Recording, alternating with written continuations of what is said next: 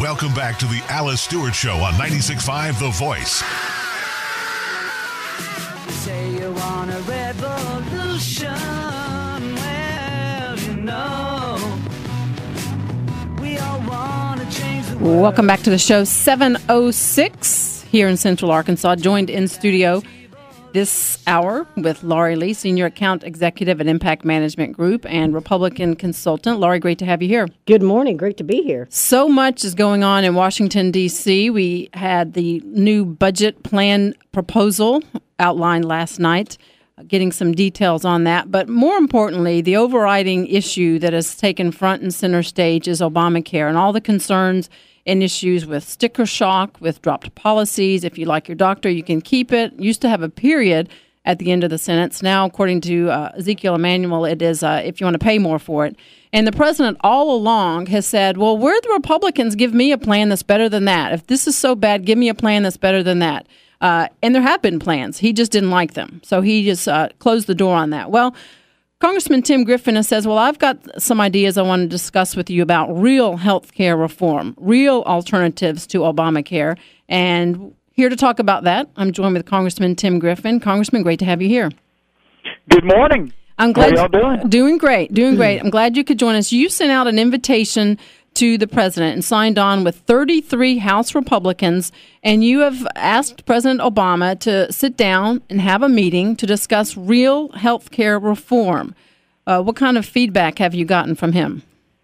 Well, we just sent it yesterday, but, I think the overriding question is, why does the president want to keep doing things the old way? And what I mean by that is, in Washington, we identify problems, and then we say, okay, which federal agency can fix that problem, right?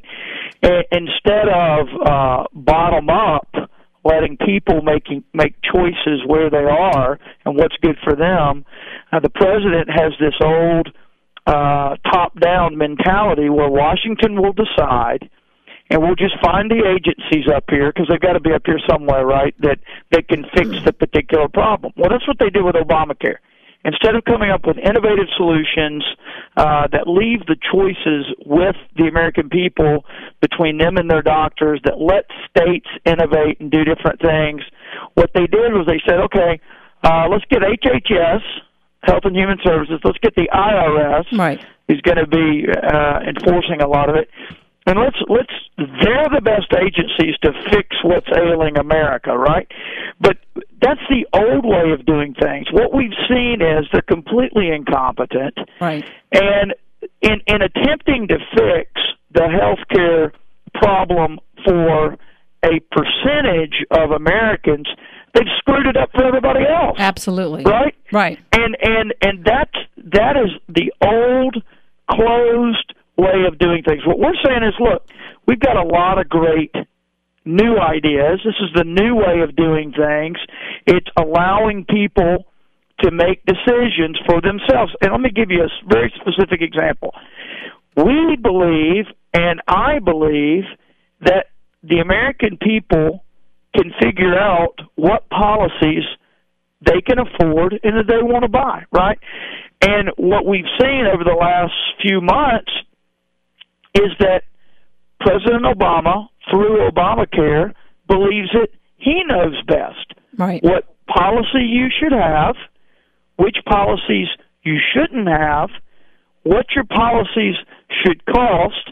And so a lot of Americans who made individual choices for years and got the policy they wanted at the price they wanted were then all of a sudden being told by the president, that's not the policy you need. You can't have that policy because Obamacare has different requirements. And, in fact, you can't pay that price. Right. And that's, I think, one of the biggest frustrations with this is that, as you said, you made the key point, in an effort to help a few gain access to health care, they're disrupting the whole process for virtually everyone or the majority of people, and that is not what was promised. And what we're seeing is, and they're telling people, you're too stupid to pick out what's best for you, so we're going to pick out what's best for you. And well, this is a pretty basic example, but you go out to eat somewhere and you get your plate, and it just looks perfect, and you're starving and you're ready to eat. but they left something off, right? Right. And you say to the waiter, hey, I order mashed potatoes. And they go, oh, okay. And instead of going and getting the mashed potatoes and fixing that, they take the entire plate from you. You're like, wait a minute. Okay, so you're going to bring that back in 5 minutes. It'll be cold and you're going to rake something off my plate, put some. It's like, fix what's wrong. Don't screw up everything else. Right. And here's the good news. Here's the good news, Alice. These ideas that we have, a lot of them we've had for years, they deal with pre-existing conditions. They deal with young folks that want to stay on their parents' insurance. And in this economy, maybe you're having a hard time finding a job or whatever. They deal with those things without screwing the whole system up, messing the whole thing up. So the idea that it's Obamacare or nothing, Obamacare or go back to the way things were for everybody, that's a false choice. The reason you hear the Democrats talk about that, that's the only way they have any kind of political argument, is if they say, well, Obamacare's awful, but it's better than what we were doing. What we say is that's a false choice. You don't have to choose. You don't have to choose between the food you got on your plate and the mashed potatoes you ordered, right? You are able, with a lot of different innovative solutions, to keep the good, solid insurance that people have grown to love or want, and at the same time take care of the folks with pre-existing conditions, et cetera. You can do all of that without the employer mandate of Obamacare, without the individual mandate of Obamacare, without the disastrous website. You know, I don't know why they didn't just go to eBay and say, here, we'll pay you this. Can you make us a website? Instead, they have a penchant for just pouring money down the drain. I don't know how much, and I think about every state designed their own too, or a lot of the states did. I saw that we got $60 million in Arkansas. I don't know how much of that was for the website. Well, let me tell you, I don't know how to design websites, but you give me $60 million, I will go to school, I will learn it, and I will figure it out. Right? I could do that and then some with $600 million in 3.5 years. Out of the people, you know. I did for 300. In my view, that healthcare.gov is a sideshow distraction from the real issues. What we're talking about. It's dropped policies. It is the sticker shock. It is what you're saying. And the key, one of the keys that you want to talk to the president about is patient-centered solutions to healthcare, which is not in existence with Obamacare. That's right. And let me be real clear. I understand as long as there's a man, the President of the United States, with the last name of Obama, living in the White House, that he's not going to sign a repeal passed by us of Obamacare. I get that. But I would say a couple things. I understand that he's not going to do that as a technical matter because he's not going to sign something we passed to get rid of it. But let me tell you, if you want to know who's done more in Washington, D.C., single-handedly, some of it suspect legally, who's done more in Washington to repeal Obamacare? His name is President Obama.